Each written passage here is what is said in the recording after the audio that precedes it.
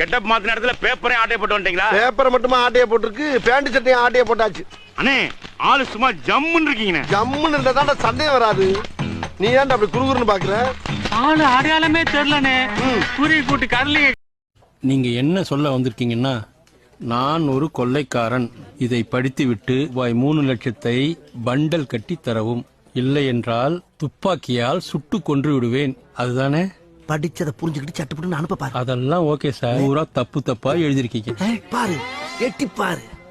அது ஒரு பக்கம் இருக்கட்டும் சார். இருக்கட்டுமா? இப்படி தப்பா எழுதிட்டு வந்தா எப்படி சாங்ஷன் பண்ண முடியும்?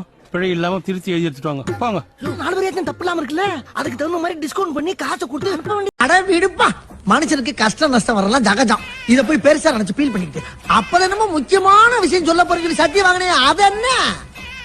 எனக்குள்ள மனசு, மனசுக்கு வெளியே கண்ணு, கண்ணுக்கு வெளியே பொண்ணு, பொண்ணுக்குள்ள மனசு, மனசுக்குள்ள நான். புரியுதா? இதையாட்டி சொல்ல மாட்டேன். சொல்ல மாட்டேன்.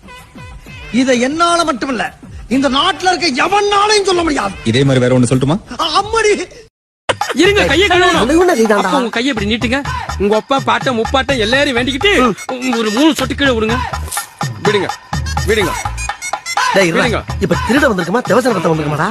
ஆண்டவா, அந்த ஸ்பாட்லயே நம்ம பாவங்களை நிவர்த்தி பண்ணி. உனக்கு ஏதோ டிரான்ஸ்ஃபர் ஆகலப்பா.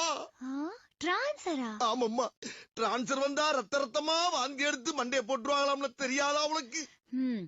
அதுக்கு பேர் டிரான்ஸ்ஃபர் இல்ல, கேன்சர். அதுக்கு பேரு கேன்சரா? நம்மளுக்கு அப்புறம் நல்ல வருமானம்.